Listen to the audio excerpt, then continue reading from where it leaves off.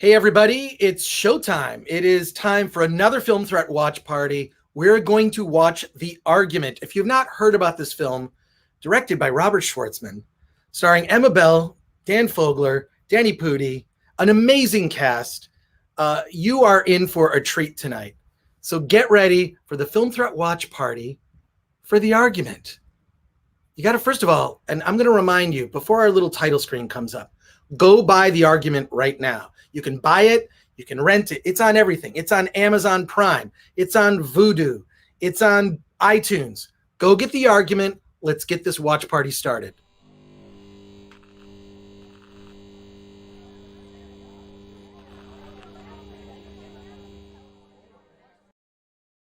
It's not a watch party without a little liquid encouragement. So grab a drink, get this movie queued up, get it right next to you. I've got it on my iPad all queued up and ready to go. And we're going to watch it together. Let me bring on the team from Film Threat. It's Alan Ng and Lauren Clinton. How are you guys doing on a Friday? Good. Good. This is going to be exciting. I love this movie. I love this film, Lauren. I'm not even sure if you've seen it yet, Lauren. I have. I love it. Great. All right. Cool. And you're nice and overmodulated on your audio. Thank you. It's a little overmodulated. That's okay. I'm super excited for this film because Robert Schwartzman has put together something that's incredibly original, funny. It's if you know anyone who's a writer, or if you've been a writer in Hollywood, it really is also about the experience of seeing the world through the writer's lens, so to speak. And we have some amazing guests that we're going to bringing on for this watch party. I'm super excited. Let's actually bring on Director Robert Schwartzman. How are you today, man? It's Friday. I'm great. I'm happy that we're doing this together. I feel like it's like an eventful way to spend the evening and meet new people and get to watch the film with an audience online, which is great. It's my first watch party, so I feel like we get to break the ice together on this night. And I think this is the night where Mars is like very close to Earth. So I think this is like an incredible. There's a lot going on in the universe today. That we planned it that way. Yeah, it could be a good thing or a bad thing. But we want to take your comments too for Robert and the cast. We have some members of the cast that will be joining us for this watch party. So we're getting ready and getting set. I want you to post your comments right there. If you're watching this on Facebook, YouTube, whatever. Hey, Cece. Hey, woohoo! Cece's there. All right. She helped us organize this. This is awesome. But please post your comments and questions. We'll be addressing those. And also share this link. If you're on Facebook or YouTube, please share the link. We want to get as many people as possible watching. I'm actually going to go, you know what I'm going to do? I'm actually going to go to the Film Threat Twitter right now. And I am going to share this and retweet because I'm watching us. This is how meta it gets. It's a little movie. We're on the live stream here, and then I'm here. Well, oh my gosh! Wait. That's me. Infinity? It's doing the infinity window. I don't know. That's kind of crazy. All right. That's crazy. That's amazing. This is all happening now. We've just proven that this is live and anything goes. Yeah. This is where it's at tonight. Let's get. Oh, hey. Dahlia Schweitzer's here. She says hi. Hey, what's up, Dahlia? Dahlia was on a watch party, and she's on an upcoming episode of the Film Threat podcast where we talk about her book Going Viral, which is awesome. about zombies and pandemic, oddly, and she wrote it years ago. So very prophetic. Let's bring on Emma Bell. She's been very patient with us. She's been very patient with us on this watch party.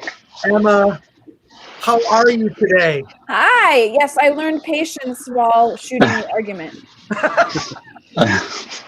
us about it. Full of it. How are you guys? Thank you so much for having me. It was so fun. Thanks for being here.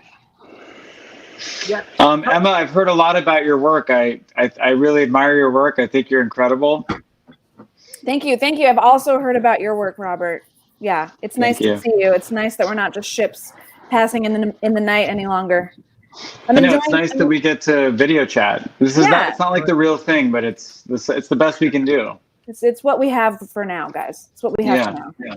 Yeah. it looks like Oh my God! Whoa, Look whoa, who else? whoa! It's our favorite Dan. Don't tell. Wait Dan a second. Hello. Great to see you, Dan. Look at you, all clean shaven, Dan. I love it. Oh yeah, this is my Fantastic Beasts ensemble here. Yes, I see it. I see it. Robert took your beard. I know. I could go shave in the middle of this, by the way. Has anyone ever done that, Chris?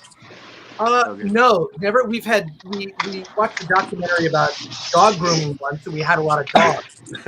So I could make history tonight by shaving and coming back as a new person As a whole halfway new through the film. Oh my God, that would be awesome! Please do it. Please do it.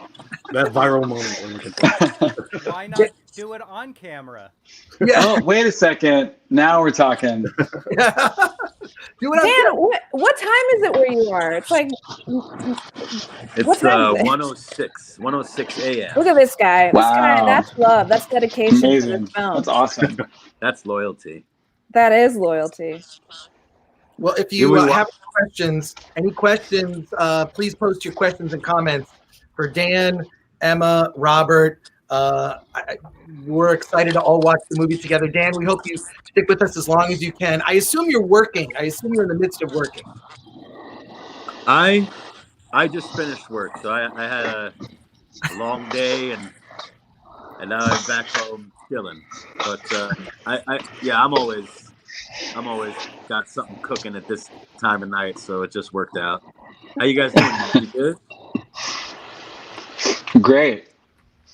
Dan, by the way, everybody, what's fun about this is it's been nice we've been doing a lot of cast video chats together, and we've become a real family. It's when you wrap a movie, sometimes you don't get to see everybody again. Like everyone goes their different ways, and maybe you can connect at a festival but the COVID situation happened, and everybody's been isolated from each other, and Dan's been overseas the whole time. So it's a real pleasure to be able to do this, even if it's just over the internet, to see these two. Anyway, we're lucky that we all have each other and we get to do this. So. I agree. Well said, Robert. Thank you. Thank you. Okay, All right, see you guys later. Okay, bye. Bye. Don't go. Well, Sorry. I think, could you give Robert, Emma, and Dan, could you give some insight into this project before we actually start to watch it? Like what the inspiration was, where the idea came from, and whatnot? Yeah. Well, just to kick it off a little bit, if you're tuning into this, it's called The Argument. It's a movie we shot last spring. It's fun to kind of think about when a movie was made, because when you watch a movie, you don't actually think about when it was shot exactly, like the time of year. We shot it in Los Angeles. It was shot in April of 2019. Can you hear me okay, by the way? There's like an echo. Is that all right? Yeah, who's echoing? Let's figure out who it's coming from. It's okay. We shot it last spring in Los Angeles. It has this sort of LA kind of throwback feel to like maybe yesteryear in Hollywood. We shot it in one location pretty much the whole time. If we were in a situation like we are now where people had to wear masks, it would be hard to make this movie because we were so close. The crew and our cast were like living together like a family. We shot it very quickly, but we were still able to get incredible performances. I think we all, the actors worked so hard to deliver, and we really jammed through the day. And I think everybody, maybe that added to a little bit of the fuel that we got out of this movie, the momentum that is this movie. Anyway, but I just feel lucky because I love Emma's work. I love Dan's work. Maggie Q, Danny Pudi, Cleo Coleman, Tyler James Williams. Just incredible ensemble. And I think everybody excels in the film. I think, Robert, the echo's coming from you. No, I think It it's is? Dan actually. Oh, We did I'm hearing earbuds. Damn it, Robert. I've got an You're the earpiece. director. No, I think it is You can't Dan. be me. There's an echo Sorry. coming from me.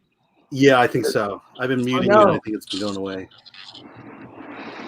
I Just don't mute him. It's a technical It topic. might be coming through your computer or something.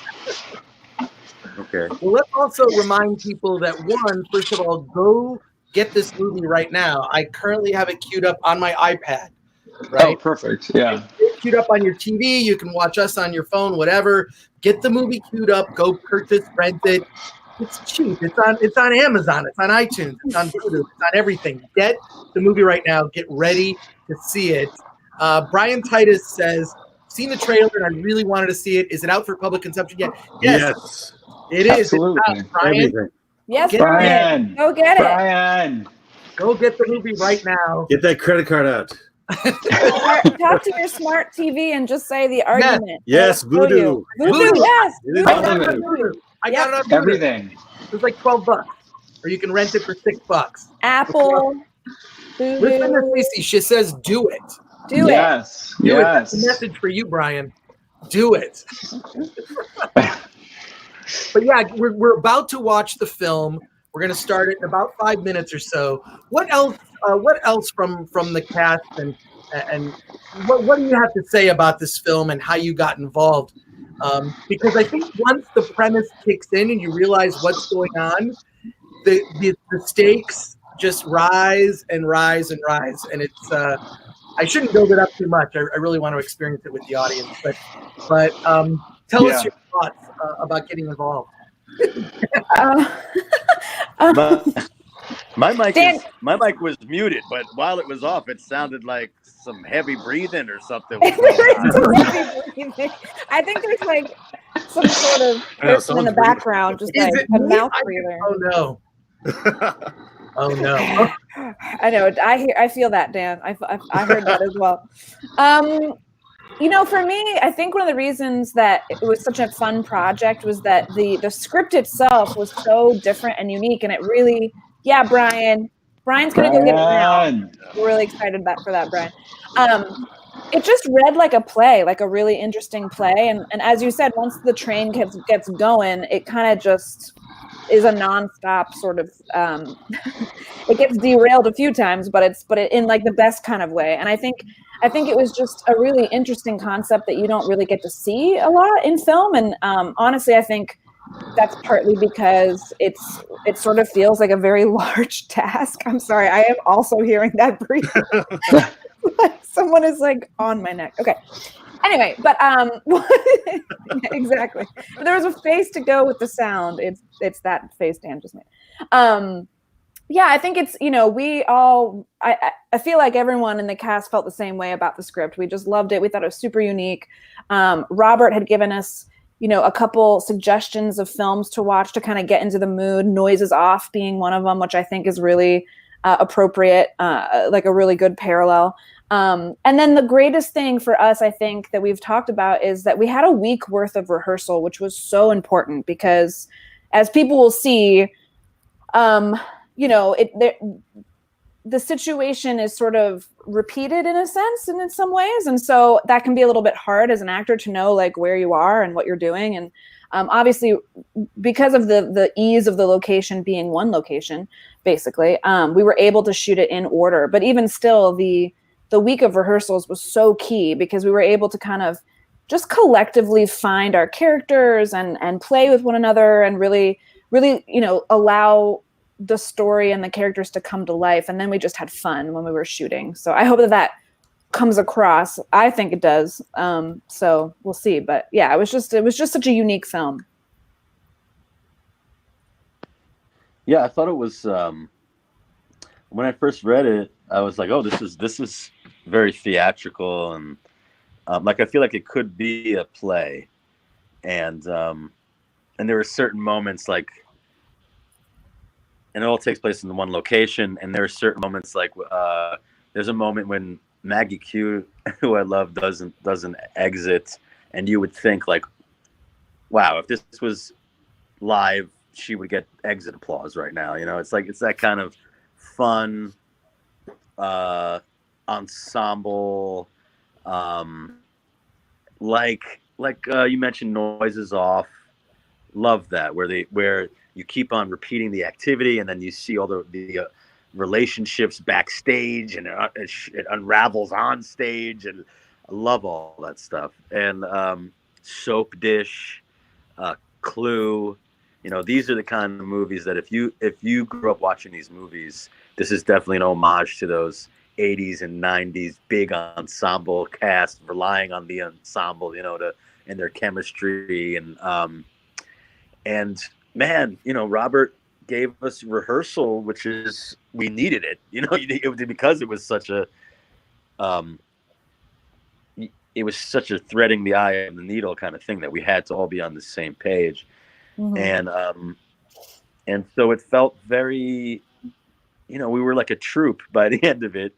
And I think it would be really cool to actually someday perform it on stage with this crew.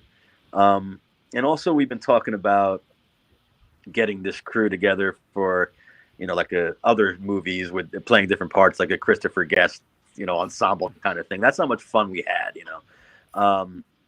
so if you like those kind of movies, check this out. You're going to really dig it.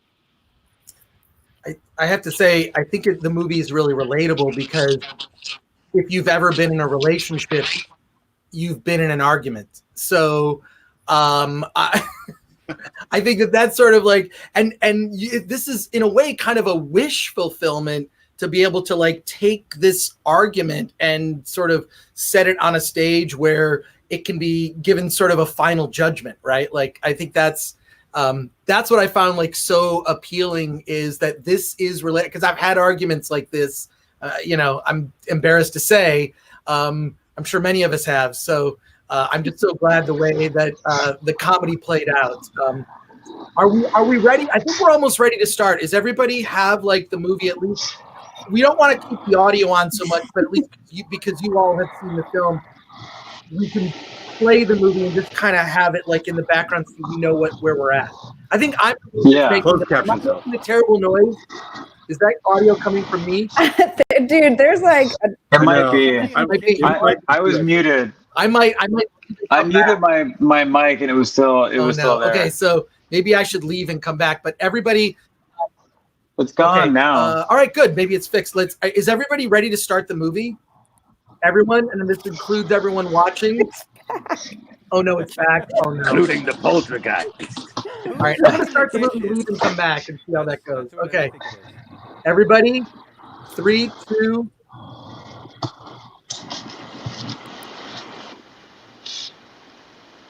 All right. So Chris dropped out. Oh, there we go. Okay. So Robert, can you talk about when you got the script, or how you got the script, or your relationship to Zach and his script? Yeah. Oh, can you guys see the movie right now? Yeah. No. You're supposed to have it on your own. And oh, darn. I'll catch up. Don't worry. Basically, I'll scrub through. Yeah, we can't broadcast your film. That's the thing. Sorry. I'll catch up to you. I'll sync up to you. Don't worry. Yeah. What screen are we starting at? Yeah, we're all having it queued up on our own devices. That's the thing. Chris, it's not you. Somebody's doing dishes and one of our homes. Oh, Lord, you got to turn yourself up too. Okay. This is a great moment though, because I feel like in the film, the moment that's about to happen is like one of my favorites in terms of like the relationshipiness of it. You'll see. Dan says something that is so infuriating in about 10 seconds.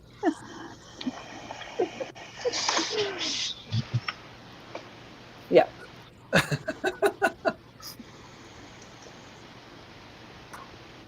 So actually, this sequence here with the red, with the title sequence here was, I think, our first day. It's the only other location outside of the house.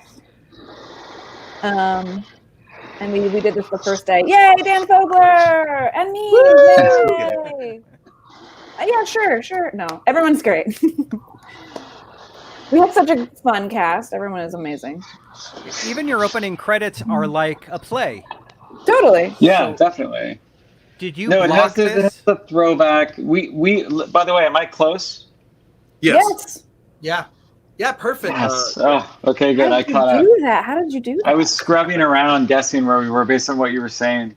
We actually, that was not intended to be the opening. We just got lucky because we shot enough curtain time in slow motion that we could extend it, and we looped the curtain. And then we decided to run to make it our credit sequence. But the idea of the spotlight hitting it and Emma coming out was intended to be the opening of the film. We just got lucky because we had enough footage up front that we could loop a curtain and make it feel a little bit dramatic. I didn't even know that. That's great. That's a lesson to all Movie filmmakers. magic. A lesson to all filmmakers is just get more than you think you need.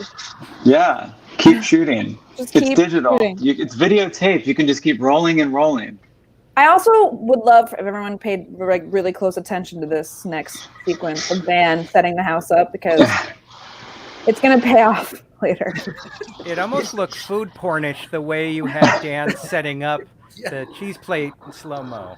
What kind of porn would you call that? Because food porn. Well, I understand, but like, what level of porn are we at here? Because it was pretty gross.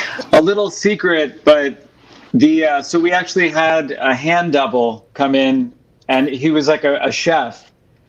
And if I don't want to spoil the movie, but as the nights go on and on, Jack, who's Dan's character, gets better and better at prepping the food because he's doing it over and over. So you'll see a chef come in, his hands, all the close-up shots of hands cutting is a chef, and it cut really well. We got lucky. It did cut really well. I would never have known. But all the stuff of Dan, all the knife play with Dan, yeah. But it was not a His face hands are double. That's Dan with the candles. His arms. Yeah, I noticed that credit at the end of the movie. What, Dan? His arms are noticeably more muscular and hairy. No. I noticed these things. Oh, John Campia says this looks so good. It's on everything, John. John, a friend of Film Threat, a winner at Award This. John Campia. It's on everything. iTunes, Vudu, Amazon. Pick it up. The Argument. Super fun. You will have a great time. Rent it and then scroll ahead, and you could catch up to us. Yeah, if you want, you could rent and watch along with us, John. We'd love to have you. So just to set the table, because if anyone's watching this with the sound off and they're listening to us as a commentary, Jack is hosting a get-together after a play that his girlfriend Lisa is performing the lead in, played by Emma Bell, Jack played by Dan Fogler. Dan has something planned for this night. It's an important night to him, and he's nervous. He's Danny Pudi right there is Jack's agent. Jack's a writer in Hollywood who's struggling to get his next project off the ground. His first one, which comes up over the course of the night, is a bit of a thorn in his side, and it ends up being sort of leading to his insecurities of his past work. He's trying to talk Danny Pudi into possibly helping get Lisa, his girlfriend, representation. And Brett, played by Danny Pudi, so he's incredible in this movie. He's not really in a position of power to be able to really help, so he feels kind of in a pickle. And his girlfriend of many years, played by Maggie Q, her name is Sarah. She's in the business affairs side of things, and she's a bit like the hammer in his relationship, and she doesn't want to be here on this night, and she desperately wants to leave. So, you have this agent who's trying to just bend over backwards because he loves Jack. You have Jack who's walking in eggshells because he wants this night to go so well. You have Lisa who's trying to get representation. And you have Maggie who wants to leave. So far, that's what we've set. That's the stage. Yes. Dan, you look nothing like, you look so different from now to this, your character, Jack. It's just, I love it. You had way more hair in this movie. For sure. Yeah. A lot more facial hair. Yeah, I glasses. Yeah, the hair, man. The hair is an homage to Gene Wilder. Anytime Gene Wilder had floppy hair to the side like that, I love that. So that's what I'm trying to do there with my hair. I don't know. You have glorious hair, Dan. It's great. Beautiful curls. You. Yeah. Yeah. This is a good... There are moments I look okay, and then there are moments I look like, I don't know, like Beast from the X-Men. You know, I don't know. In the best possible way. Also, this is one of my favorite introductions to a character, the Trina character. Oh, right, yeah. She is so funny in this introduction. Cleo was so funny with this. You'll see why. She's hysterical. She likes to drink. She likes to drink. So she also likes to say her name, apparently. We're about to meet the core 6 ensemble. Now we've reached this is the circle now of the film. We've now established all the characters. And Tyler plays Paul, who's Lisa's friend and acting partner in this play that we've just seen her star in. And Jack is very intimidated because he feels maybe there was a history between Paul and Lisa that he's not quite aware of. And he wasn't aware that Lisa had invited Paul over, and Paul is there to help Lisa look good in front of Brett so that she can get an agent. And Cleo Coleman plays Paul's girlfriend, so uncomfortable. And they have their own history of insecurities. And she is Australian. Cleo's Australian, and she gets to play an Australian character. And it's because I don't think she's ever used her real Australian roots in a film. But anyway, but Cleo is struggling tonight because she feels pretty upset that she feels also on the other side that Lisa and Paul maybe there's something there that she hasn't been told or made aware of. It'll come out in this night, but it's basically the table is set that the plot thickens every sort of scene. And there's a lot of emotions flying around in this one night, which defines the rest of the movie. Also, everyone is just oblivious to everybody else, and in terms of where they're at emotionally, which is kind of awesome because they're all so concerned with the baggage that they're bringing to this night, which I think is so human and great. It's 3 couples each dealing with their own arguments, which sort of are all kickstarted from prior to this night, but this night will sort of redefine those relationships. Robert, you're giving too much away. Sorry. I mean, but can't I? You can. You sure can. You're the director. Well, if everyone's watching on mute, this is the backstory. Oh, is everyone watching on mute? They're just hearing us? Oh, God. I'm sorry. Maybe. I'm watching on mute. I'm watching on mute because we've seen it before. So this was this is a running gag that you guys will see, and it was so uncomfortable. That's one of the best things about this film, I think, is that all these situations are just so uncomfortable, but in the greatest possible way, because we all just, at least my character just she's just so in her element right now. She's just in her zone. They're acting out a scene from the play that she just finished, but we didn't see. So it establishes more of this sort of jealousy and the physicality and the flirtation of their working relationship. Yeah, exactly. It's going really well. You can tell everyone's super happy. Maggie wants to get out of there. Dan's uncomfortable. How did you get Maggie cute? Because she's usually known for the more serious roles.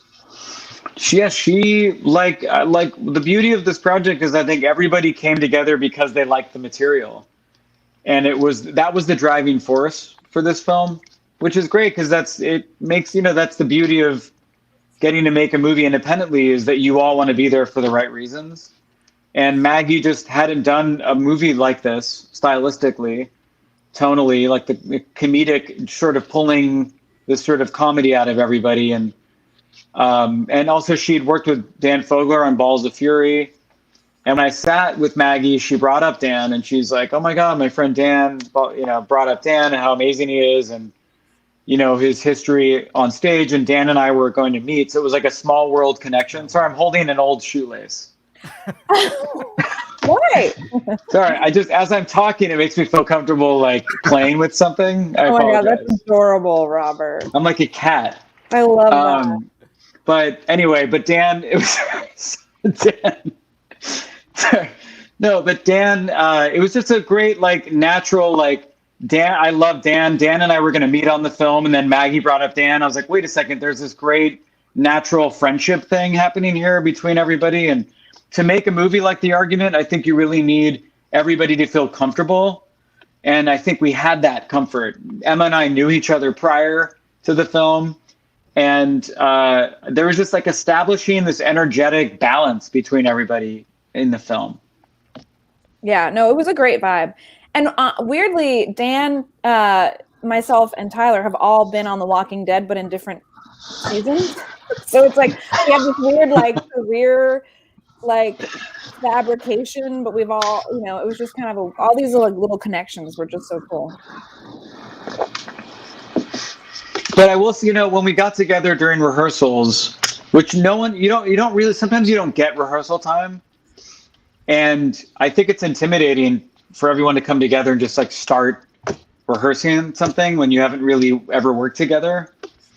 There's a great like vulnerability that it just is there naturally just in this process. And I think it's a wonderful thing to be able to, for everyone to sort of rise to the occasion and trust each other so quickly and trust whatever feedback I could give them. That was nice to have that support together creatively. But naturally, and everybody has spoken to this, I think everybody got along so well so quickly. And it was just like it was as if we all knew each other for so many years. And I think that set the tone for this project. Yeah. Like, I feel like I knew Dan Fogler. Like, I just see him now and I'm like, hey, brother, like, will you pass the potatoes? You know, like, I feel like we broke bread, you know, for so many years at the dinner table together. But right, Dan was like living on set essentially because he is based. That's in true. New York. He came in from New York, yeah. And so you really were. It really was like your house. Yeah, it was kind of method, I guess. It was very strange, and it was by the end we had so many dinners together. It was like we were all best friends, you know. Yeah, that was wild. Waking up every day and then being there. Poor Dan would come out of the bedroom and, like, you know, having just woken up, and like all of us ladies, because we need more hair and makeup attention or whatever, we'd just be like sitting in his living room. We're like, hey, Dan, like on our third cup of coffee, and he's just like, oh my god, I'm so tired. Why are you here? We're just like in his space. But it was great. I mean, it really did lend itself to the feeling of friendship. Yeah, I mean, there are Wing It Productions just joined. I mean, there's definitely filmmakers watching production. You know, like I think people can relate if they're working in any production side of things that everything takes a team. It's one for all for one. Meant like a Three Musketeers kind of saying on a production. If you can get it, I don't know if every production is built for it, but like independently, you know, we're all together. There's not like trailer for Jack, trailer for Lisa, trailer for Brett. Knock, knock, knock. Hey, we're ready for you. Like, and then you just disappear. Everybody, like, when you left set, you were all together hanging out. So there was that great thing. You know, we couldn't escape each other. Even if you wanted to, there was nowhere to hide on this production. That's so true. No, but it was great. That's one of the best things about indie film and why it's really important to support indie film, because, you know, you do get these kind of magical bonds on an indie film sometimes, more so than on a bigger budget film, even though big budget films are also amazing and have all kinds of fun aspects to them. But, you know, there's like a thing about just working with people and not being, as Robert was saying, like not being separate from one another. You really get to like just dive right into that character dynamic. It's fun. Yeah. It also is a chance to see actors do roles they normally aren't cast for. Like Dan. I'm used to seeing Dan in more comedic, over-the-top roles. To see him in a lead, it's great to see a range I hadn't seen before. Yeah. I think this is a very dynamic performance, and it really escalates. It really is like hopefully it's like a stock in a stock market that's doing well, this movie, for these performances. Like they really do start in this grounded way, and then they really escalate because of what you're about to see. Emma, I'm not going to say it, but you hold on to your seats because buckle up. This scene here is like the smallest scene. Dan, what were you going to say? Poor Dan has to unmute himself. We got to give him a second. Am I the one making the weird shit? It sounds good now. Keep go with it. I don't think it is. It's weird though. What was I going to say? I was going to say thank you for recognizing. It's more of some more cerebral character. Although, I feel like there's such slapstick and like we're falling. You'll see. We're like falling on the floor. It's such a huge spectrum. It's very, very theatrical. I think that the ladies. I love. Whenever I watch the movie, I go, my gosh, the ladies really shine in this. And like you're saying, they get to do stuff like, Emma. You get to really do a lot of like comedy in this. You don't normally get to do it. You do improv. You were improvising your brains out in this, and I remember we did the pratfalls. I think that was so funny, man. All that physical comedy, I love that. I think Maggie, you'll see she's very deadpan, but then she gets a moment, toward the end. You'll see she gets to present the full spectrum of her comedic abilities. And Cleo, I think she is hysterical, man. She gets drunker and drunker over the course of this movie, and it's very believable, and she has some of the best improvs, I think. So I completely agree. Stay tuned. Yeah. This was a single location. Someone asked that. Mostly, right? There's just the stage location too, but the house is all one place. I was curious. The whole thing takes place at night, so you just had to have the location and block the windows. Is that right? Or yeah, we tented the house, and wow, and we shot during the day, so it was great. I mean, it wasn't we were all there, really kind of standard hours of work. I think everybody came refreshed every morning to set. I think we had a really nice. Did you feel? I mean, you guys, you felt it. Did you feel good on set every day? How did you feel? Oh yeah, no, it was awesome. I mean, it was great to be able to shoot night or day for night, right? We were able to, so we could go home and we could sleep normal hours, and then we could come back. And it was kind of bizarre because you'd be in that house and you'd really get into the fact that it was nighttime, then you'd step outside for crafty or lunch or something. And it's like full on noon, But that was great. I mean, it's interesting too because it was. I mean, firstly, I'm amazed by how it was shot. The camera work and the editing, everything just came out so beautiful. Because when you're in that space, it feels so much smaller than it looks on camera. And like the camera crew, those guys, they were like right up with us. You know what I mean? So the fact that they were able to, and you'll see the camera dynamics kind of shift as the story goes along too. And it gets very physically demanding for the DP at a certain point. So it was just, I don't know. It never really felt like we were too stuck in together, but there was a lot of people in that room, in the smaller rooms, but it just came out so well, and we felt great doing it. At least I felt great doing it. Mm-hmm. This house was sort of dressed to be busy. The house originally wasn't as busy. It wasn't as colorful.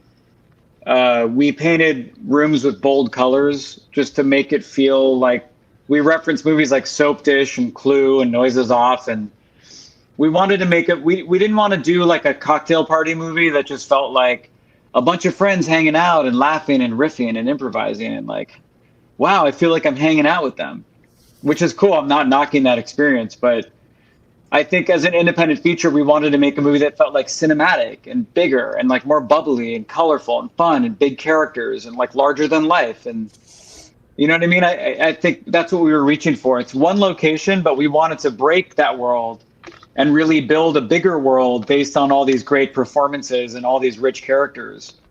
And I think that when I watch this movie, I mean, I watch it as just a viewer. Even though we were all there making it, you throw it out the window and you just enjoy it as a movie. And the first time I got to really sit down with the editor and we screened it for each other, just one big viewing, we were both like, wow, you don't even realize you're like in this house the whole time. Like you never leave the house. But there's a point in the movie where for me, I just was like, I'm like, we're totally in it. Like we're not even in one place that we never leave. There's so much going on in this movie, you forget about one location. You know what I mean? So, and that was part of the appeal of this project was how do you tell a story that feels big and exciting and moves and has a lot of momentum shrunken down into one location? Like, how do you build it out of that location? That was a challenge, and it was a great hurdle. And I'm so happy with, getting to watch it because you kind of lose yourself in it. And everybody looks amazing. I mean, everyone looks awesome. The wardrobe is awesome. Let me ask you about that. Yeah. What's up? I was so curious about that blue dragon shirt I was wearing. Like, what was up with that? Yeah. I have it right here. Should I put it on? Yeah, do it. Do it. Do it, dragon. I'll get it. Don't you worry. Don't you worry. Well, I love those shirts that have like coyotes or like dragons or like those big like illustration shirts that you see at gas stations.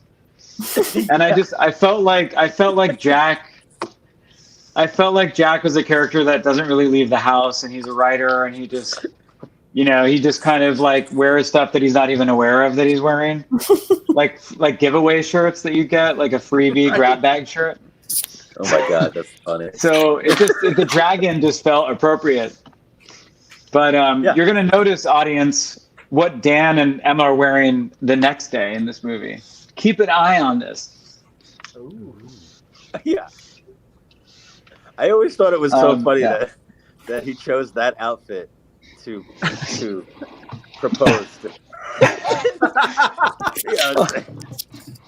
I have a lot of writer friends that the look is it's a t-shirt with the blazer over the t-shirt look. It's the casual dressy guy. Totally. And that we were kind of gonna remember, Dan, when we did it was a while ago, but when we did the fitting, you were trying on a lot of blazers and different styles, and it just felt like Jack was gonna wear his best version of like dressing up. Like this was his version of going out. Yeah. So, but also, there's a shot of you. There's comic books on the table, and you have a whole world of comic books that you've been writing and developing. And it was, that was an inspiration too. Like that's a world you're familiar with. Collecting things, imagery, stories, rich character surrounds you. Yeah. Thank you for the introduction. It's not on Netflix though. That's true. It's not on Netflix. You gotta wait a second. Go to Amazon. Go to Amazon or. Oh, I see. You really are winging it. Yeah, because it's not on there. Productions. You've been caught. Okay. You've been caught. Well, this is right. This is the second montage. These are the hands. Snacks. The cheese and crackers and whatnot. Now we're back. He's setting up the night again, everybody. Also, those comic books are actually Dan's. Just FYI. Those are Dan's. That's right. Not his character. Your comic books. Those are your comic books on there. Thank you you guys are awesome. Yeah, that is my. Dan is very prolific. Look at that. Yeah, there it is. That is out in stores right now. Check it out. Go get it. Not on Netflix, but in stores. Right, exactly. I'm gonna look for the dragon shirt. I'll be right back. Okay. Yeah, please wear it. I just love that. I love that. I love that. That's what Jack wanted to wear to propose to Lisa. I just think that's what I was just saying. I was like, he chose that outfit. Yeah, he did. That's like his best t-shirt. Ridiculous. So funny. And then here they are again. They're wearing the same clothes again. Yeah, you and we basically, I love that no one notices that either. No one says anything about that. I know. I kept on trying to do. I don't think I ever made it into the movie, but I kept on trying to do like bits where I was just like, I would say a line and then just kind of like smell myself. By the end of by like, how many nights are we wearing the same thing over and over again? It's gotta be like at least over and over again. A month. It's a long time. Did you find the shirt? Oh, there it is. Oh my God! Wow, look at that. That is so. That's amazing, dude. You should be me for Halloween. You should be Jack. I know, that's a good idea. Dude, this was on Amazon. If anyone wants to be Jack from The Argument for Halloween.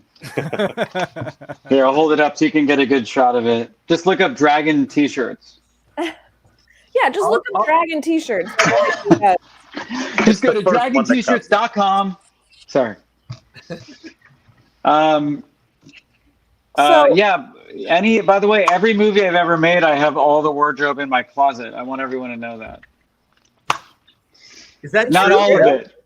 But yeah, because I feel like, well, the nature of every movie, is like a lot of times you have cool pieces that you want to introduce to the wardrobe department and it makes its way into the movie.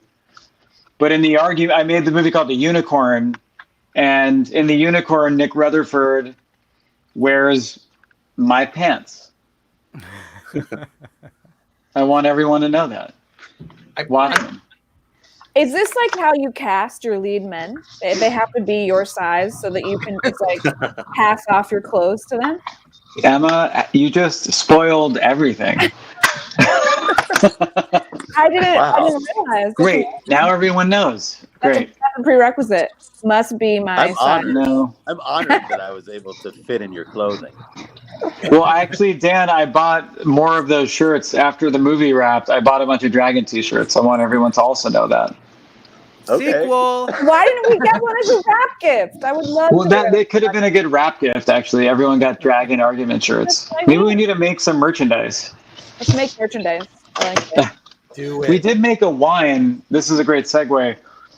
There is an Argument wine bottle, everybody. I can't hold it up for you, but you can. We did a fun.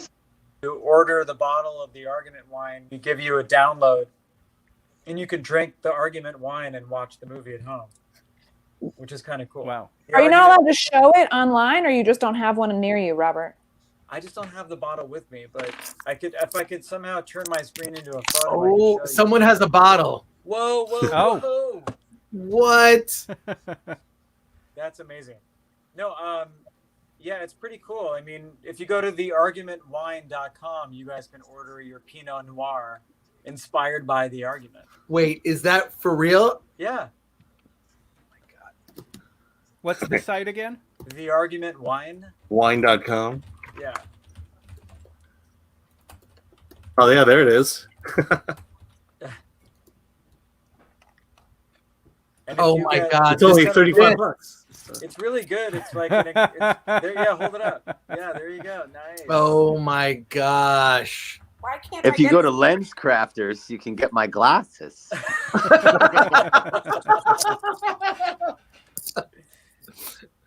I can't hear what you're saying, but this is the wine bottle. It's already been drunk in our house. Sweet. Well, I was told I'd get another one, and it has never arrived. We'll send you some more. We'll get you more. CC, I'm looking at you. We're going to get you a nice case of that wine. Look at how beautiful that is. Isn't it nice? It was delicious. It's also delicious. But isn't it, I mean, it's fun. I mean, like, it's cool that we get to introduce these other products into the equation for everybody. It's a special way. There it is. I just went there. It's there. It's crazy. I can't. But this is a great branding tie-in to the movie. Yeah, it's basically the idea was it's like a watch kit, so you can sit at home and drink wine and watch a movie, which is how it's fun to watch movies. Make it a date night, and it was fun to sort of make this Pinot Noir label, and it was a custom wine. It was actually made specifically for the movie. So Wow. I'm sorry, this is a point in the film I always just start. Collector's piece. This is the moment in the film where I just start cracking up and don't stop cracking up. Because it's just so friggin' when Dan does that roll back, it was a couple scenes ago, but like he does this like roll backwards. Like no one was expecting that. Dan is obviously an amazing comedic actor, and he just was like, as this film goes, he just like gets more and more like improvisational with all of that stuff. But I remember, I mean, I'm impressed that you had to take where I didn't crack up, because it was just so unexpected and amazing. And he just like popped up. It was hilarious. We're getting some really interesting comments. Wait, go back to that last one. But you got to go back. What did it say? I don't know if I should post my this, butt but- crack. Try to get a beard. Oh wow! What is that? I can't even read it. Oh, gee. Some guy wanted to get a beard, but then his girlfriend would grow a '70s bush. Go for it, girl. The unseen babyface it is for me. Wow. I think someone's had too much argument wine. I think that's I like that. what really has Don't happened. be dissing the natural bush, man. I couldn't even read it, but wow, that's amazing. By the way, They were talking about your bush? What happened? No. Thank God, no. Speaking A guy's girlfriend. Anyway, whatever. Well, Emma was talking about the backflip that Dan. Sorry, I'm going to bring it back because I had a thought. But you, Lauren, you were talking about Dan's style of comedy in the film compared to other films, and there are these wonderful moments physically where Dan does these. He's just such a physical actor. Like he does this great backflip out of nowhere, like Emma was saying. He did like a backwards somersault. He did when he stops everyone from leaving. He does this great move to the door. Yep. Which, if you go back on the first night and watch it, there's just like these wonderful moments, and there's a lot of them in the edit. We had so many moments to choose from. Dan gave a lot, and it was fun to kind of help find those great how they all weave together. But it goes such a long way. That one flip or that one move to the door. Really, if you watch it closely, there's a lot in there. There's a lot in it. What everybody's doing. Remember that? Honestly, remember the like, flip I really did mean it. where If you really watch like under a microscope, everybody's doing so. There's so many little details that are incredible. What, Dan? You remember the flip I did where I nailed Tyler right in the balls? I felt so bad. Yeah, that's in the blooper reel. Yeah. Oh, that made it in the blooper reel. Yeah. Yeah. I did full like both feet, bam, right into his nuts. I felt so bad. That's Oh your my next God. wine bottle label. Yeah, What's that's that? really funny. Is that a good wine bottle label? 2 feet. Yeah, in the that nuts? could have 2 been. feet in the balls. I almost gave Danny Pooty a bloody nose. When was Because that? I hair flipped into his. We were like dancing around. It wasn't even for the film, is the sad part. Like it was just like in between shots, and me and Cleo were like bopping along and like dancing, or whatever. And I kind of bent really low to get near her, and I didn't know that Danny had like gotten over the back of my head, so it's partly his fault. And then I kind of like went like that and just cracked him right in the nose, and I was like, "Oh no!" He was a great sport, though. And Dangerous on these sets, man. And Danny, just to say, Danny Pudi was in a film recently called The Baby Splitters. Yeah. Also an indie comedy, which was quite enjoyable. I saw recently. Baby Splitters was really good, and he's in Mythic Quest on Apple TV. Danny is a delight. Yeah. Yes. He really is a delight. What I love about He's the nicest. Danny's performance in this is he's actually, I think, one of the more subtle. The comedy for him is so subtle at first. Like if you just watch his reactions to what's going on, or like the way he says something, or the way he looks at Maggie at certain points, it just kills me. And then he gets to have this moment. Everyone gets to have their moment where their character gets really ramped up, and he definitely gets that moment too. But he does, yeah. But I just think his weaving of this character is so well done. He's really such a brilliant actor, but also just like the nicest guy. So we're Yeah, he's back great. where we are now in the film is you'll notice everybody's back in the same area-ish that they were the first night, because they've all been invited back after the night before ended abruptly, because Dan invited all of his friends back, and he sort of says, it's important to me that you all come back. It's important to our friendship. But what he has up his sleeve with Emma is to recreate the night again. Hey. This is weird. So wait, we kind of moved people around. What? I don't know. It threw me off. I know, is there a way to? But Someone magicked this around. Yeah, go ahead. Yeah, let's cool. You could rearrange this. We didn't know. We don't know what. At this point in the story, we're all back in the house for the second night to try to recreate the first night, and they're all working together right now to figure out what did they do, to retrace their steps together. So this is a lot of fun in the movie. Just, you know, as they try to retrace their steps, they're also exposing little arguments and things between each other that they hope to resolve. Right. Yeah, this is the moment where you find out that every single couple has their own argument that they would love to see who was the winner. You know what I mean? Like they're trying to figure out who won their own argument. That's not the argument that Dan and I have, but it's like their own. They went home and they had their own arguments. So, and you kind of figure that out now. Otherwise, it'd be like, why are they staying here? But they're staying here because, and they're redoing the night because they also want to know who won their own arguments. So it's kind of fun. I like that everyone has their own perspective on their argument as well. Right. And then it becomes like just a big fucking therapy orgy, man. Which is the third act, basically. Oh my God, the third act. Don't spoil third it. act. The third act. Don't spoil it. I know. Right. The third act? You're currently watching these the acts. second act. The third act. Yeah, This has 5 acts. It's fucking Shakespearean. Wait, is this the moment? Wait, is this Cleo's moment? Is this the moment? Yeah. Is this her big improv moment? She's so hilarious in this. Right? Yep, here it is. Yep, this was all improvised. It was so fucking hilarious. She just went for it, and I really, really appreciate that. It's so funny.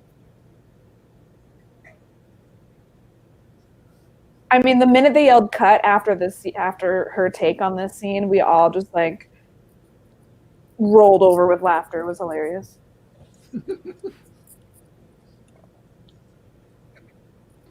They're going back to this is all part of the fun of figure. This is where Clue came in. If you remember that great moment towards the end of Clue where they go from room to room and they kind of run.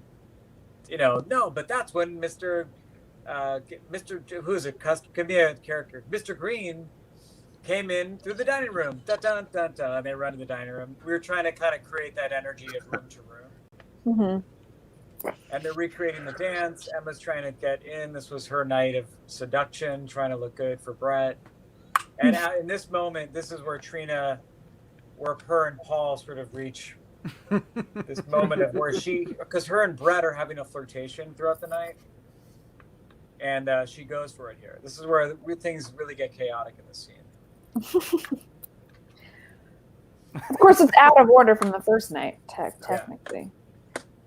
When this movie, there was an article that got written up about the movie, and somebody I read on a comment, I think it was on Dan's social account, or one of our cast had posted the story, and someone was like, let me guess, a movie about everyone gets like stuck and has to come back again, like trying to like sort of say it's like Groundhog's Day or Palm Springs, that movie that does the repetition, or that Tom Cruise movie where they're killing aliens and it repeats every night, which I'm forgetting the name of. Live, Die, Repeat. Yeah. Yeah. Well, there are movies where there's a supernatural element of like, why can't we leave this repetition? How are we going to get out of this? And then it's like, oh, we have to learn a lesson to break the cycle, right? Right. We have to better ourselves in a way we never have to get out of this mess. In this movie, that is not that. In this movie, there is no supernatural element they're not forced to be here. These are people who are opting in to recreating the night again and again, which we all felt was so unusual from a storytelling perspective. Like the absurdity of like, who would ever think you could recreate the same night again? Which it really opens up all the comedy in this movie because it's all about human error. Yes. Can you talk about the computer holder that he's got? I thought that was a great element. Yeah. Lauren needs one, so.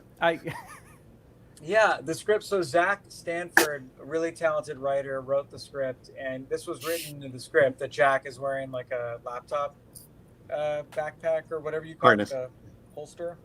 Yeah. That's a real thing, and we ordered it online. It's pretty amazing. But Jack, now we're at the point in the movie where they're at the point where they think if they write everything down, because Jack's a writer, maybe they can get it right. No pun intended.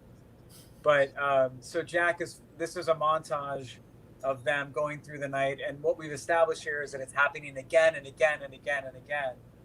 Almost like where Groundhog's Day is at a point where you don't know how long Bill Murray's been there.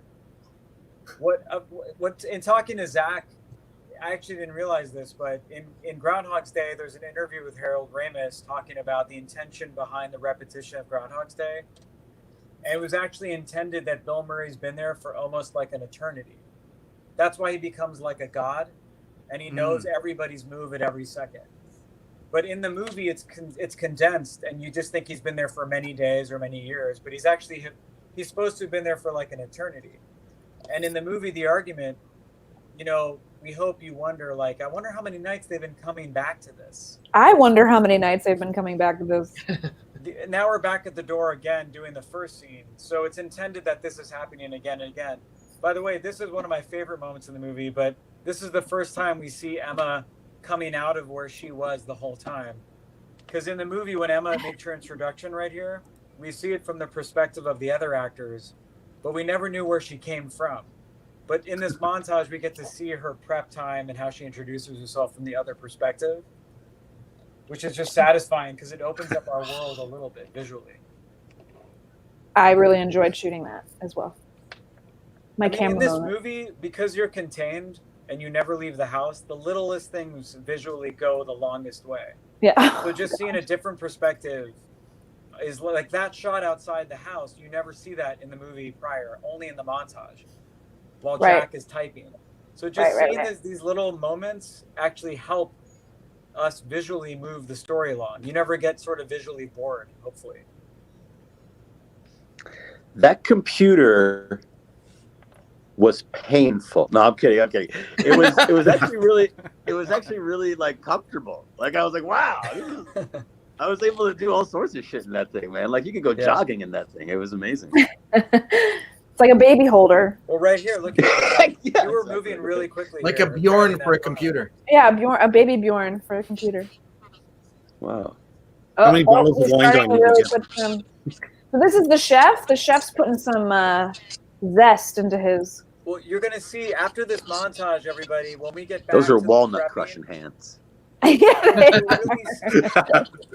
going to notice the chef's like artistry on the next night when we go back to the prepping of the dish. You're going to see some really amazing knife work just to set the stage for you guys.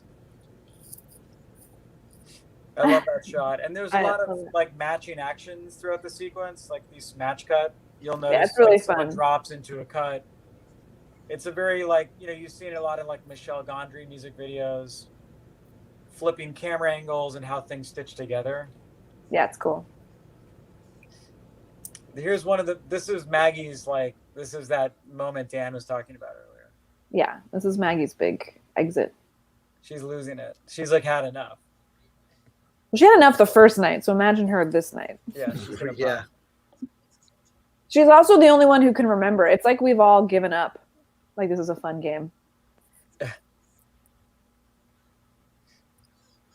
Right, she has like a photographic memory. She can't. It's like it's ingrained in her head. All this stuff. Yeah. She's memorized everything. Yeah. And also sometimes we wanted to make sure that in this movie, I mean, you kind of have to go with it as an audience member and just commit to like the idea of they're coming back again and again and again. if you're like, I don't know, would I go back there again? Like, I don't know if like the movie might not grab you, you might not lose yourself, but you just have to kind of give into it. But we wanted to try to set the table as much as possible so that you can't poke holes in this movie. Because I'm a hole poker when I watch movies, so I was trying to make it hole poke proof. But in this movie, we established that Maggie is trying to support Brett, her husband, who's an agent, because he's struggling in his career, and Maggie's trying to be supportive as his girlfriend and show up to this night. And Right. she really doesn't want to be there, but she's like, I came for you, I supported you, and now I'm done. Like that's why she's there, you know, again and again. Yes. I have a life. I dry clean my clothes. It's a great line. I love that.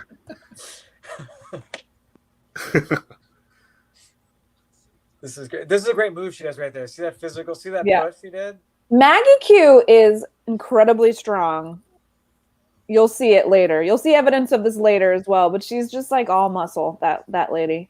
That's where her like she's talking about her action history comes in. Like she really knows how to move her body in a way that's like very trained as an actor. Just like as far as action movies. Yeah, it's true. Yeah, she trained with Jackie Chan, man.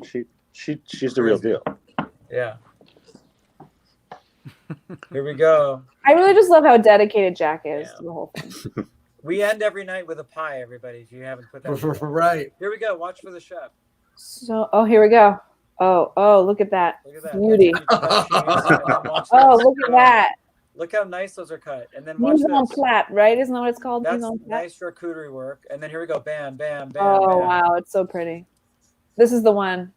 But and then we're back to Dan. Now magic. We're back to movie magic. Movie magic. Oh, the flowers are dead. I just saw that. Yeah. Okay. Well, you couldn't get more flowers? What's going on? Those are the same flowers every I don't deserve more red roses. Come on. But yeah, that was just Lauren. That was to sort of sell the idea, and that's his origami skills. Now he's like an origami napkin guy. But he's gotten so good with his napkin skills. Well, the flowers are like love in disarray or love dying. Yeah, that's the it's a representation of time passing and things like symbolism. that. Here we go. This is when things get real crazy. Yeah, this is really. You'll notice that Brett came without Maggie Q this time. Yes, he was just by himself with a very interesting look on his face. Yeah, this is wholesome greeting. This is kind of fun because this is like the only moment where Lisa's also not on the same page with Jack. Like she doesn't know what's about to happen. She's like not in on the plan with him. Usually they were in on the plan, and then this happens, and she's sort of like, "What is going on?" By the way, all these actors who came in were incredible. Like they really just stepped up to the plate. It's probably so intimidating to come into a set where we've all been, working together and bonding and building a relationship for like a week plus. And then they just come in, and it kind of shifts focus now. It's about it's about them for a little while. And it's just like, they all just like killed it. They're so hilarious, this whole group. This is, my daughter recognizes one of them. This is Mark Ryder. And Mark Ryder's Irish, and he's never done this sort of accent of like, just American LA, like I live in LA and I'm an actor. And he said the only time he did an American accent was like New York, like, hey, like, yeah. So when he was really nervous about doing this accent, and we stayed up one night late and we FaceTimed and we read through his scenes together, and he did his voice, and it was so perfect because it almost came off like Christian Bale in American Psycho. Like everything was very overly. Yeah, it was. It was kind of amazing though. And then in the morning, I put on a cucumber wrap. Like it was very scary. Like it was like, this guy's scary. Charlotte McKinney is so funny in this movie. She had so much. She just totally leaned in and had fun with it. She's playing this like Hollywood bombshell, actress who's looking for a gig, showing up to this reading, which is established it was on Craigslist. She was cast through Craigslist. She's me. She's me in the actor world. She's Lisa, not me. She's Lisa. Did you rehearse with the actors who were playing the other characters? No, we didn't. But this was their, as Emma was saying, it was like they just showed they were all, again, like really liked the script, and they, we shot this last sequence in 4 days. So they that we hit the ground running. I mean, we were already off to the races on the production, and they showed up, and we were live. We were in, just like this live chat we're in right now. But everybody just knew exactly sort of what we were signing up for. So I think they were just down for it. And after meeting, I met with every actor, one by one, and it was great to just make sure we were all like in sync, like, we're in it, He's playing a young Brett, or an actor Brett, not young Brett. He plays like a kid who's new to LA. Like, he's so excited to get this gig. Like, he can't believe it. Super pumped. Super pumped. And then we saw Marielle Scott, who's playing Trina. There's a great gag with Trina later into it. Nathan Stewart Jarrett, incredible actor right here. Incredible. We met in London.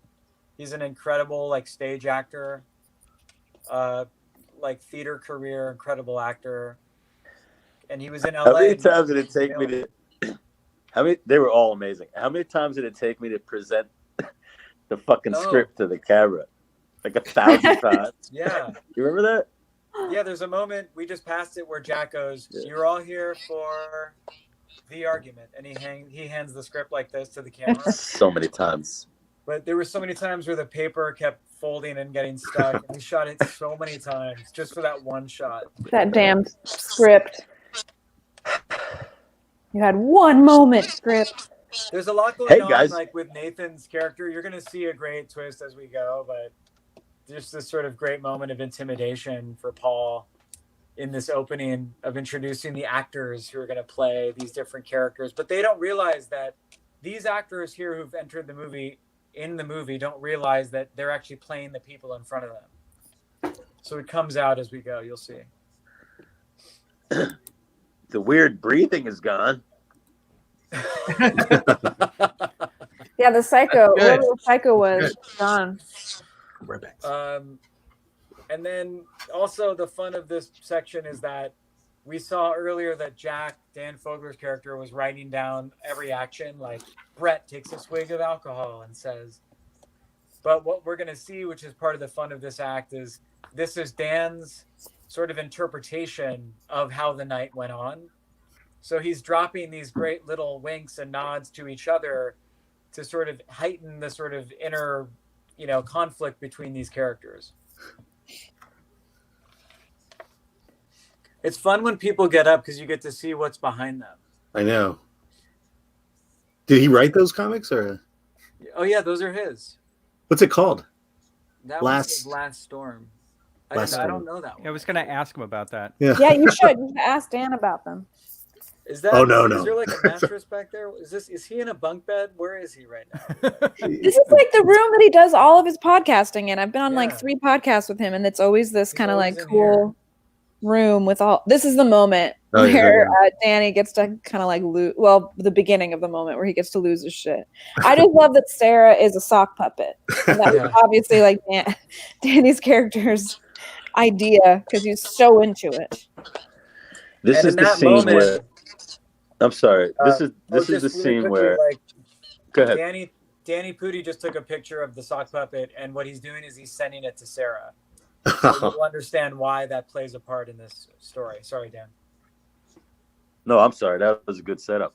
What I was going to say was, Emma, I would say about 75% of her most hysterical improvs happen in this scene, where she's just getting more and more pissed off that Jack has written her this way. And I just think it's really fun to watch. Oh, thanks, Dan. Yeah, there's great little jabs. Like, he's kind of twisting the dagger, and they're still at each other. There's still a little bit of that Who's Afraid of Virginia Woolf kind of undertone of like this couple just at each other a little bit. It's like poking, going below the belt at times with the insults. But Emma's about, this is, everything is said, is kind of, he's sending a message to Lisa, his girlfriend. Mm-hmm. Which is real, by the way. I think anyone who's listening or watching when you write music or make movies, you get to plant seeds of reality and tell stories and say things through work, you know. Just like how Taylor Swift and Kanye West go at it in their lyrics. You know what I mean? Oh, those crazy kids. Yeah, you know. Are scripts always that passive aggressive? I don't know. I mean, I don't, maybe. I mean, I think this was based on two friends of Zach's. He based it on this argument between them and then introduced the idea of repeating the night, which is the fun part of it. But yeah, I don't know. I mean, I guess some writers who direct their films and write a story about their life, I'm sure there's a lot of messages, I'm sure, in their work about their reality and their world. This is great because Jack and Lisa exited to go talk in the kitchen, and actor Jack, he's so in it because he's such a dedicated actor. He has to like actually follow every action in the script. So he's gonna he did such a good job, this guy. I love this. I love his performance. These are among my favorite scenes because you've got such a great use of going into another room, scene happening, and then you've got the crossover. Yeah. And then he leaves. Yeah, totally. No, and by the way, this stuff, I will say some more movie magic stuff for all the filmmakers watching, but the first day of our production was at the theater where we shot the opening and the close of the movie. The second day was the bedroom scenes with Jack and Lisa and all the kitchen scenes with Jack and Lisa alone and with actor Jack entering. And then everything else came later. So shooting Mark's entrances and exits had to be matched to all the entrances and exits that were shot later into the production. Wow. We were able to cheat all these in and out of the kitchens. I totally forgot that we did that. Yeah. Oh my gosh. And also Jack checking on the pie and pushing the thing, that was all one day with Fogler. How long did you say you shot this? We shot this in 14 days. 14. Oh wow. Which is crazy. Any filmmakers watching, you'll know 14 days is pretty quick. Yeah. We had a half a day with Dan to do all the pie stuff in the kitchen. So which is 14 and why a half days. Which is why rehearsal is so important. I mean, we're lucky we rehearsed. Had we not rehearsed, this could have been a total disaster. I mean, like, who knows how it would have gone? Like, on I think if we hadn't rehearsed, we definitely would not have gotten through everything in 14 days. That's what I mean. Like, how would we have made the days or gotten performance in? Mm-hmm. No, we wouldn't have. I love the bit where, like, the repetition of the specific, for instance, the pies over and over again, and then like letting the emotion of the last scene seep into the repetition of the pies and the OCD of trying to get everything right, but then like forgetting the sequence and like instead of grabbing the towel, I throw the towel and I just grab the hot fucking pie. Yeah, so funny. Love that shit. It's really fun. It's really funny. And technically, we shot this with 2 cameras, and that was how we were able to make our days as well. We were getting a lot of coverage every take. And imagine this little house with 2 cameras bouncing around everywhere. Not everything was handheld either. We didn't just shoot the whole movie handheld. It's really halfway through the movie when they all decide to recreate the night. We shot everything from there on handheld pretty much to create this excitement. But I mean, right now, this is all cross coverage, or 2 perspectives on each actor. Alexa minis for any filmmakers out there. Dan, what about from inside the stove? Me up in this That was a A7S, like a little Sony. Super Baltar lenses for all the camera fans out there. You know what I think is so great too about the dynamics of the people in the sequence is like everyone, like of the original 6, none of us are really happy about what's going on, but Dan's character Jack is just like a kid in a candy shop, just like loving the chaos that he has created around us. It's just so, I love it. I love all the cutting back and forth and seeing all of our like vastly different reactions to what's going on. Then Dan's just like hee hee hee, like a little Keebler elf. He's just like doo doo doo.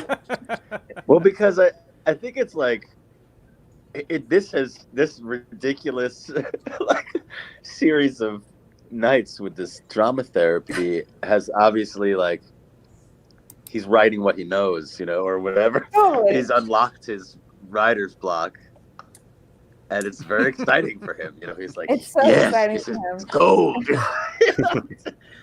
It's just It's like the crazier the better.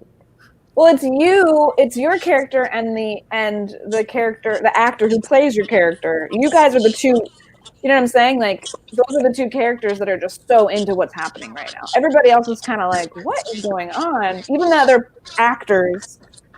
But it's like that Jack character. There's just something about being Jack in this where you're just like a real, I don't know, you're real dedicated. It's awesome. Look, like this. Yeah, you have to I love he says charcuterie wrong, right? What does he say? Charcuterie board. He goes charcuterie plate. Shark coochie. Doesn't he say shark coochie? Charcuterie. Charcuterie. It's a shark. Charcuterie. Yes. Have some shark coochie. This whole sequence of the film really elevates. It's really fast, and whenever I watch this movie with audiences, like the biggest laughs come in just this whole sequence of how everybody's dealing with each other. Yeah. I thought my father-in-law was gonna have a heart attack when he got to this point in the movie, because he was just like not breathing, like he was laughing so hard. Yeah. Really? I mean, he was laughing so hard, like no sound. You know when you laugh so hard, like no sound comes out? I was actually concerned. I was like, should we make sure that he's still alive? Like he's alive, but should we make sure that he's breathing? That's awesome. I mean, he just died. Not literally, but Wait, Emma, I remember your mom came to watch one of the screenings. Also, the biggest laugher of them all. I mean, listen, people love me, but it was pretty great. It's really nice when like people in your own group, you're always like concerned to show your friends and your family something you've done, because they're going to be kind of like the harshest critics if anyone's going to be a critic. Yeah. So it was nice to know that they both thought it was so funny. It's scary. It's really scary to show a movie to everybody that you want. That's a personal sharing of a movie. It's scary. It's so easy to judge it and freak out about it and second guess everything. Yeah. Even when you've watched it a lot, like when you feel comfortable with it, it's still like scary. I remember when Dan and I watched it for the first time in New York together, and I know Dan had been really excited to check out where the edit got to, and I was wanting to wait to make sure that when we watched it, it was, we had introduced all the elements and we could really celebrate it and watch it in a way that was intended to watch. And we watched it with a group of friends at a screening room, and there were like a lot of laughs.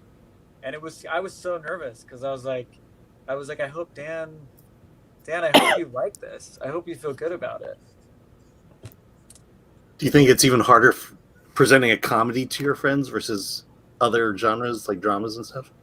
I mean, all I know is sharing the comedy side of things. That's all I've been able to work on as a director. But I will say, as someone who's not really done a lot of comedies, it was so nerve-wracking. It's like being a comedian on stage. Like, I do not know how people are comedians, because if you're going for a laugh and you think there should be a laugh, or you expect a laugh and like no laugh happens, it's like, to me it would feel humiliating. So like suddenly we put this movie on with my friends and I was like, oh my god, what if they don't think it's funny? Or like, let's say something would happen that I thought was hilarious and there wasn't that much of a chuckle, and I would just die inside. But then they would laugh really hard at something else that I didn't think was particularly funny. So it's, everyone has their own sense of humor or whatever. But yeah, no, for me, it's much harder to watch comedy with people, I've learned, thanks to this movie. Because I'm like, just think it's funny, please. I really enjoy watching the movie with an audience. Like, it's fun to like sit and watch it. And because I always want to learn how people are responding to different jokes. And I think it's the best way to learn about your movie while you're cutting is to watch it with a group. So we screened the movie every week as we were cutting. Once we got to an assembly and we got like one round of a lot of deeper cuts, made to it, we watched it with focus groups. You call it a focus group, but we pulled in friends, or I put on Instagram. I went on Instagram and I said, first 20 people to respond get to come see it. And we did note cards, and it was like a great way to hear where the laughs are. But it's interesting because even if you know this joke is hitting every time, like we got a joke here, everybody. Sometimes you'll take a movie out to a festival and one night no one laughs at that joke, and the next night everyone loves that joke again. So it's weird. It's easy to second guess comedy, but it's just like a great comedian when you do stand-up comedy. I love to go to stand-up comedy shows, and I would go to the Comedy Store every Saturday in LA, and I'd see the same sets by the same comedians, and it was fun to see if people would get the same laughs. You know what I mean? Like where the jokes were hitting, because things could fall short certain nights. Yeah, no, that is the like scary part of comedy, I think. Yeah, it's easy. It's just the idea is like just don't. If you feel strongly about something, go with it. Trust yourself, because it's not always going to land every night. You can't just throw it all away because it didn't work one night. Right. Coming so from the the moral comedy, of the story is, don't walk where you're not supposed to walk, because there might not be someone there with superhuman strength to save your little ass. That was from Kindergarten. No, that was from Kindergarten Cop. Everybody. I was like, "Where is that from? I should know that." Sorry, it's fine. I thought you guys would know. I mean, this is a real film group. Come on, guys. It's not a tumor. Yeah, we did a lot of Schwarzenegger on set because there were always helicopters that flew over, so we had to cut. And during that time, I'd be like, "Get down! There's a chopper!" I would do that a lot. It was really It's so fun. true. It always cracks us up too. Was this in the Hollywood Hills? The blooper reel is hilarious. Yeah. We were in Hollywood. Yeah, we shot this in the Hollywood area. Where are we at here? Well, this is a whole new that shot through the glass outside. Again, that's another shot we've never seen in the movie. So it was so nice to find ways to shoot the house. You know what I mean? Like to kind of find a new angle that we've never seen before. Because for the viewer, that's like, whoa, there's a moment there. If you're not aware of it subconsciously. Yeah, not to cut in, but Dan, you at the window there, like where you're like having this existential like kind of question to yourself of like, what am I doing with my life? Yeah. That's when my father-in-law like literally stopped breathing. He thought that was Really so hilarious. He was just like, you killed him in that moment. Like he was just like, wow. Yeah, he loved it. Because you're just like, what am I doing? I don't remember what your exact so like right behind you is all this chaos that you've created. But you're right here. But you're just like, maybe I should have been a farmer. I'm not a writer. It's hilarious. You're like, you should have learned a trade, Jack. Yeah, you should have learned a trade. What about the learned great trade. lines? So funny. It's also like the neuroses of all the people in this particular Should have learned a trade. world is so, I don't know, being someone who's an actor and I was almost worried it'd be like too industry, you know, because it's very industry. It's like a writer and an actor and an agent and like all these things. But like, I do feel like it connects with people on a level because we all have our weird neuroses, you know, about like the choices that we've made in life or like needing to be right. So there's like, there's like multiple levels to it. Cause in the Hollywood world, all these characters make total sense. Like from Hollywood, like, you know, all of these people in Hollywood, like, you know, the actress who's Lisa, who just like really wants to impress. And you know the like really depressed, neurotic writer, and you know the like the male actor who just has like a six-pack abs, and that's what he cares. Like they're all kind of cliche, but they're all here. But then the secondary level that's like so, I think like people can grab hold of is just we all have our own neuroses, you know, and we want to be right all the time. This is Maggie's like wild. Maggie's back, everybody. She got the message. This is where she just like. This was the last, by the way, the last moment of the movie that we shot was this whole sequence between when you only see them in the room alone. That was the last stuff we shot. And it was such a great way to end the film because it was just those two like going crazy on the table together, just doing all these crazy poses. And you'll see what happens. They end up. It's so good. It's so good. They're working it out right here, everybody. This is their version of working. What's he call her? Hummingbird? That was that was like a last minute thing. He goes, hummingbird, num num, hummingbird. It comes out that they have these nicknames for each other. That's so funny. So you want to, Bird? That wasn't scripted. This was all just a last minute crazy idea that made it into the movie. But here we go. It's so good. This was amazing. Look at her. Lifts up this man twice her size, throws him on the table. It's amazing.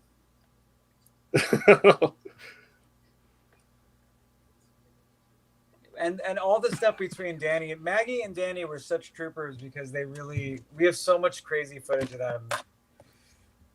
Like sort of their version of like how they have sex at home. Like what is it like the freakiness that goes on in their house. It's real repressed. Those people are repressed, so it comes out in sex. We had to pick these shots wisely because we had too many of them to choose from. We also were not seeing any of this. All of us in this room, we were just reacting as if something was happening in the other room because as Robert said, it was kind of just them. It was kind of like a more private setup for them to just go crazy. So when I saw this cut together, was the first time I saw them do this scene, and it was so funny. I died. You guys are getting turned on, aren't you? That's what's going on there. You guys got real quiet. Yeah, no questions. Just watching. We're losing yourself in the music. Anyway. Well, we should talk. Talking about score too, everybody, because in this isn't like a traditional score. It's not a melodic, tonal. It's all just percussive, which really worked. I mean, I love percussion as score. Just like percussion scores are amazing. We just did this sort of swing time thing, and it was kind of like a little bit throwback to like old Hollywood swing big band music. This is the twist with Nathan's character. Yeah, Nathan's playing basically. He's been in the whole time. He's been in character. So he came into the reading in character because he's a real actor's actor who's come in. He's a thespian from overseas who's come to LA and he's playing a character, and he's there and he now reveals himself because he feels he's with a bunch of amateurs. Yeah. And he gets the girl. Yeah, he gets Trina. Trina really works. It works out for Trina in the end here. She gets saved. What does she say? I'm free or something like that? Yeah, take me with you. Take me with you. I'm not even watching. I'm guessing where we're at for what you guys are saying. Happy endings all around. Dan, we're watching you like as we speak right now. Oh, how am I doing? I wish you could see what we see. This is crazy. Oh, I'm gonna act like I'm watching it. Yeah, here it comes. Nice. Oh, yeah. It's so good. Oh, I am good. I am good. What did I do? This is the moment where, like, if this happened in real life, you'd ask yourself if this person was an actual psychopath. Be like, oh my God. Like, I'm starting to get scared now. Not you, Dan. Actor Dan. Yeah, no, I got it. This is Actor Jack. Not actor Dan. Actor Jack. This farewell to me reminds me, like, I don't know, it's like a weird reference, but if you guys have seen Labyrinth, the movie Labyrinth. Yes. You know, like in the end when all the puppets are like, they're all back and they're like, should you need us? And they're all back there. And the Wizard of Oz, the farewell to everybody. Like when everybody leaves the house, it reminds me. That's way less menacing. Farewell to a long journey together. That's way less menacing than I had in mind. So now, super meta moment, as Dan was saying at the very beginning, we'd all love to do the play version of this movie, which is what you're seeing right now. What the? It all ties together. What? It came to life. His work came to life. It's being featured on that very stage that he was feeling nervous and insecure and jealous about. Yep. Mm-hmm. Something I was talking about the other day with everybody was, Dan's character, he's a writer, and there's this maybe idea, it's not the movie theme, but, writers sometimes go through writer's block, and they're not feeling inspired, they don't know what to write about, and it's almost like this whole night has created something for him to write about.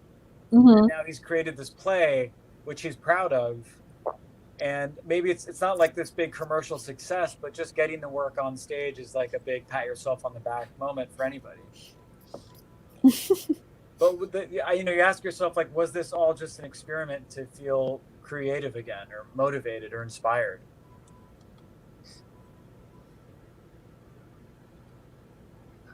And then really we revisit the end idea of Fogler. We wondered, are they? No, you really think it's together? end scene. There's another little thing. Oh, what?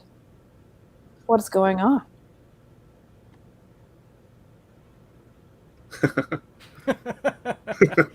Are those your socks, Robert? I'm guessing. Yes. All of the clothes he's wearing are Robert's. We now know that's what Robert does. I wear all the clothes from the movie, everybody, okay? Now you know.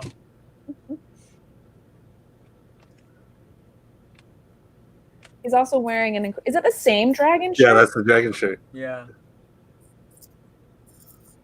Yeah, Oh, no, not quite. That was something we picked that shot up. We actually wrapped the theater location, and then we were like, damn, we need the bow at the end. It was never intended to get that shot, so we had to go back and get the theater again and shoot that bow, like between our days at the other location. Oh, I didn't realize that. The one thing I regret whenever I watch this movie, the one thing that kills me every time, and I still haven't let go of it, is we should have had Mark Ryder, who plays actor Jack, should have come out from the curtain without his shirt on at the end. Oh. Because the whole time he's like, can I take my shirt off?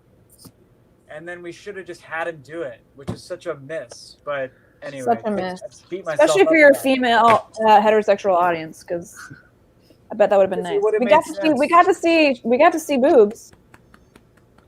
All right. Hey. Huh? Wasn't it great? Think, guys? What do people think? Let us know. Only if it's good. Get the deal? Did we get the deal? So great. So great. So great. So great. So great. So great. So great.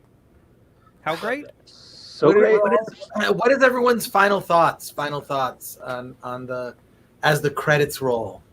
So on great. On the argument. Did we It's lose great. the It's entire such a fun audience? movie. Thank you guys. We hope you enjoyed So it. good. What a ride! What a journey! What an arc! Yes. Yeah. Yes. I love that great? line. What a ride! Yeah, what a journey! What an arc! Wasn't it great? By the way, Wasn't Lauren, it great? Was an improvised. That was So a great. last minute. That was improvised. That was off the on the fly, and then he said, "I'll miss you the most, Scarecrow," and that was a little Wizard of Oz farewell moment as well. And Dan has a great reaction where he goes, "Okay," and then he goes, "It's a great moment." I feel like it's so awesome. He goes, Dan waits and he goes, "Call me." Yeah, And it's just like it's so like heartbreaking because it's like he just like he wants to. It's important his agent. He wants to connect with his agent. He's still worried about all the stuff he's been worried about. Call me. I love that the end credits that are scrolling are in Courier font. Mm-hmm. That is by design, I assume. Script font. Yes, it's perfect. I also want you to take a look at how many people worked on this thing. That's an independent film. Yeah. It takes right. so many people to make a film. All squeezed into one house, everybody. Can you imagine 150 people all in a house? Sorry. There were 150 people. I'm How many joking. people were on the crew, actually? Our set was about, when you maxed out all actors, I think we reached around 35 to 40, which wasn't crazy. And then a lot of the names on there are in post-production, cleanup, That's color, mix, all the mix team, the audio team. We forget, every movie, I don't know if you ever feel this way, everybody, but whenever I'm like, it's when you watch a movie, even if it's when you watch it like a big, crazy action movie or sci-fi movie or whatever movie, so many people had a hand in it and worked hard on it and put time into it. And it sucks, if the movie is hard to watch, not watchable, if we want to be hardcore about a movie, or if things just didn't work about it, it's it sucks because you're like, God, this it's kind of, damn, everybody probably worked so hard on this, they probably wanted it to connect in a different way. You know what I mean? Sometimes things just don't work when you make something. It doesn't just magically work. I think it's very hard to make a film that works, to be honest. Yeah. Anyway, I just want to leave you with that. Thank you guys. It was wonderful. Any final thoughts, Dan, Emma? Final thoughts on your experience with The Argument? I can watch this movie over and over. I really enjoy it. Good. And I'm serious. I can watch it over and over and over. It's I'm not kidding. I'm very proud of my performance in it. I think it's really funny. I think like I said, I would work with this cast in a Christopher Guest, repeating ensemble scenario. I really enjoyed myself. What about you, Emma? I was gonna say something snarky, but I think I've already made it very clear that I loved working with everybody. It was great. I mean, it was just so fun. It kind of felt like we were in this like adult summer camp the whole time, honestly.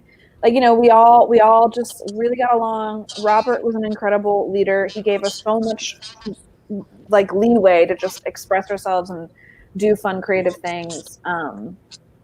Yeah, I mean, I agree. I agree with Dan. I was almost sad that we had to watch that without the sound on, because I just really love watching this movie. I think it's really funny, and I just enjoy it so much. I think it's so unique, and I'm just honored that I was able to be a part of it, truly. And that's, so thank you, Robert, for taking a chance on me. And I just want to say thank you again to Dan and Emma for really feeling motivated and excited about the material. And we're all on a text thread together, the whole Argument cast, and we text each other like throughout the week. I mean, it's not even about the movie. We're sending pictures and updates, and it's just nice to have that team. It's nice to have come together on this project and really maintain that friendship. Yeah. And I feel like It's rare, yeah. It's just I'm happy that everybody really enjoys the movie and enjoys themselves in it, because that's all I can ask for. I wanted to help as I could provide something that would guide the project, and hopefully it comes together in the end, and you never know. But I'm really happy we're here with you, Chris, Alan, and Lauren. I feel like thank you guys for having us, and thank you. We're happy to share our movie with you. We all really care about it, and we appreciate anyone talking about it. So yeah, thank you again. Yeah. This would make for an amazing drive-in movie. I think so. I agree. I totally agree. That's awesome. That's a great. TheArgumentWine.com. Yes. Comes with the movie. This movie needs a Pinot Noir. Oh wait, there is one. TheArgumentWine.com. Go order now. Act fast. Wow. Well, I appreciate everyone who's still watching with us, who's stuck with us. Thank you so much for watching. Dan, Emma, Robert, and the team from Film Threat, Alan and Lauren, thank you so much. Watch The Argument. We need a good comedy in these times that we live in. So thank you to everyone. Thank you. It's been awesome hanging out with you. This is great. Yeah, thank you. Thank you, guys. It was great. Thank you, guys. Appreciate it, everybody. And see you next week for another Film Threat Watch Party. Thanks again. Have a great night. All right. Bye, Take care. everybody. Take care. Thank you. Bye. Bye. Bye.